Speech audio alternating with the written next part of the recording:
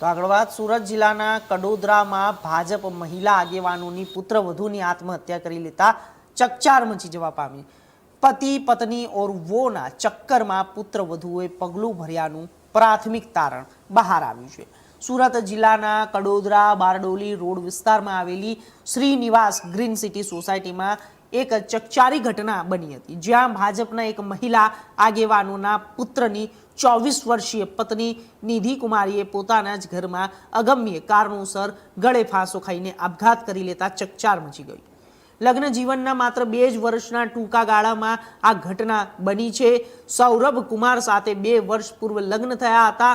આપઘાત કરતા પહેલા તેણે 2 પાનાની વિસ્તૃત સુસાઇડ નોટ લખી, જેમાં તેના પતિના અન્ય મહિલા સાથેના અનૈતિક સંબંધોનો અને હોવાને તેને કારણે તેના માનસિક ત્રાસનો ઉલ્લેખ કર્યો હતો।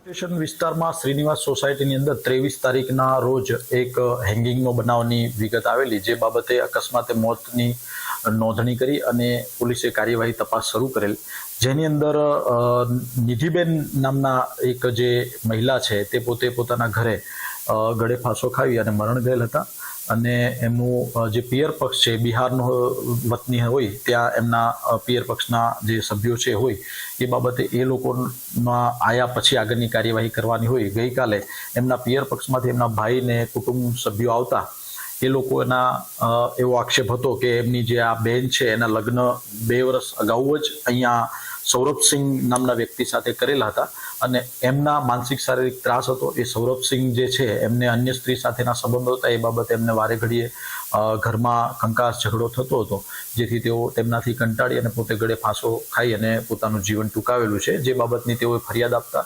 ગઈકાલે ધોરણસર BNS એક્ટની કલમો મુજબ ગુનો રજીસ્ટર્ડ કરવામાં આવ્યો છે, જેની અંદર આ એમના જે મરણ જનાર બેન છે એમના પતિ સૌરભસિંહ તથા એમના જેમની સાથે સંબંધ છે, જેમાં એમના બ્રધરે જે નામ લખાયું છે ઈશિકાબેન નામના સ્ત્રી છે, એમ બંને વિરુદ્ધ ધોરણસર ગુનો દાખલ કરવામાં આવેલો છે અને હાલ આગળની તપાસ અમો જાતેથી ચલાવી રહેલ છે।